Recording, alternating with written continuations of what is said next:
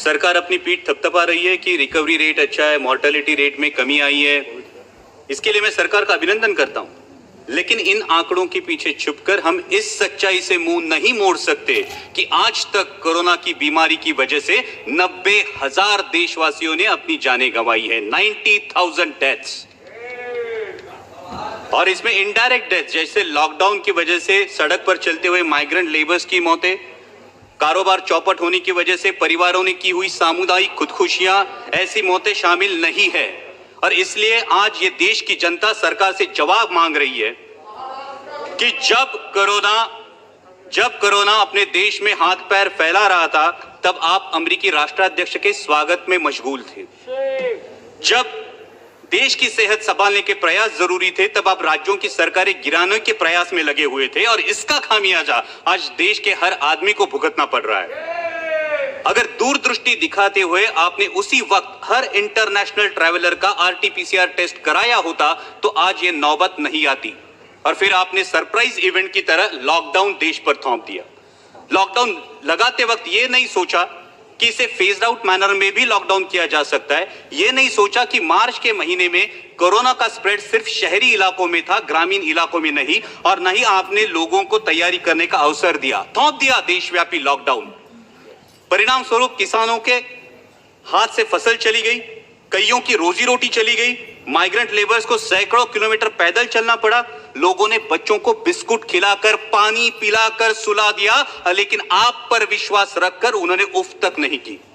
फिर आपने कहा तालियां बजाओ, हमने तालियां बजाई, थालियां पीटी, घंटानाद किया, शंख ध्वनि किए, दिए भी जलाए, हमने सब किया, आप पर विश्वास रखकर किया। और विश्वास यह था कि सरकार पूरी जिम्मेदारी से कोरोना की रोकथाम करेगी। आज भी oxygen bed, ventilator, ICU bed की उपलब्धि के आंकड़े जोर शोर से बताए जाते हैं अध्यक्ष महोदया, लेकिन वास्तविकता क्या है? आज देश के आम आदमी को हॉस्पिटल में बेड पाने के लिए, ऑक्सीजन बेड, वेंटिलेटर उपलब्ध कराने के लिए दर दर की ठोकरें खानी पड़ती है। कई अभागी देशवासी ऐसे हैं कि जिन्हें रास्ते पर दम तोड़ना पड़ा है। क्या देश ने आप पर विश्वास जताया था, उसका यही फल आपने देश को दिया है? आज 9 महीने बाद भी सर्वशक्तिशाली सरकार देशवासियों के दिलों से इस दहशत को उखाड़ फेंक नहीं पाई, जिनकी उनके दिल में इनसिक्योरिटी है, अपनी जान को लेकर, अपनी सेहत को लेकर, अपने काम को लेकर, अपने भविष्य को लेकर। तो क्या यह हमारी विफलता नहीं है? आज कोरोना की मृत्यु संख्या में देश विश्व में दूसरे पायदान पर है अध्यक्ष महोदया, और फास्टेस्ट ग्रोइंग केस लोड में हमने अमेरिका और ब्राजील को पीछे छोड़ के पहला पायदान प्राप्त कर लिया। क्या यह भूषणावह है हमारे लिए? मैं सदन के माध्यम से अध्यक्ष महोदया स्वास्थ्य मंत्री जी से पूछना चाहता हूं कि क्या देश कम्युनिटी ट्रांसमिशन की फेज में है या नहीं? अगर इस सवाल का जवाब हां है, तो सरकार की सब पॉलिसीज फेल हो चुकी है, इसका यह सबूत है। और अगर इस सवाल का जवाब ना है, तो फिर प्रतिदिन 1 लाख के करीब केसेस कैसे पाए जाते हैं? अध्यक्ष महोदया, हमें यह सोचना चाहिए कि क्या हमें पॉलिसीज में बदलाव की आवश्यकता है। अब तक हम individual case identification, contact tracing और क्वारंटाइन के बजाय अब हम जियोग्राफिकल स्प्रेड ट्रैकिंग और उस एरिया में पर्याप्त आरोग्य सुविधा डिप्लॉय करने के बारे में क्या हमें सोचना चाहिए? आज कोरोना से जो युवा उभरे हैं, वो प्लाज्मा डोनेट करने के लिए रेडी है, लेकिन मैं स्वास्थ्य मंत्री जी से अनुरोध करूंगा कि आईसीएमआर का अब तक प्लाज्मा डोनेशन के लिए, प्लाज्मा थेरेपी के लिए क्लियर डायरेक्टिव्स नहीं है।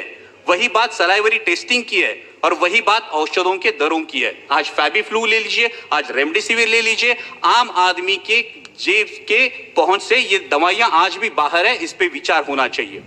दुर्भाग्य की बात तो यह है अध्यक्ष महोदया कि जिन पर हमने कोविड वॉरियर्स करके फूल बरसाए, उनमें से कितने मेडिकल प्रोफेशनल्स की कोरोना से मृत्यु हुई, इसकी भी जानकारी हमारे पास नहीं है। यह दुर्भाग्य की बात है।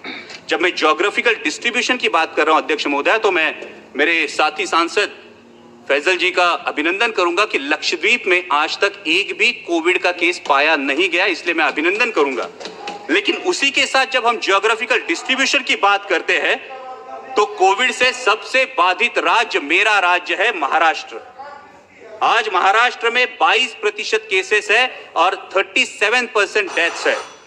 अध्यक्ष महोदय, मैंने अभी शुरू किया है, अभी मैं करेक्टिव मेजर्स पे आ रहा हूं अध्यक्ष महोदय, 2 मिनट दीजिए, सिर्फ 5 मिनट, सिर्फ 2 मिनट दीजिए।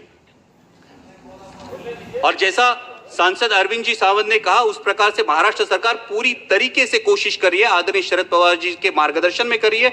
हमारे स्वास्थ्य मंत्री राजेश जी टोपे आए दिन फील्ड पर है, लेकिन डब्ल्यूएचओ के अनुमान के अनुसार नवंबर दिसंबर में हालात और बिगड़ सकते हैं अध्यक्ष महोदया। और ऐसे में भारत सरकार ने 1 सितंबर से महाराष्ट्र सरकार की ventilators, PPE kits, testing kits, N95 mask, ये मदद पूरी तरह से रोक दी है।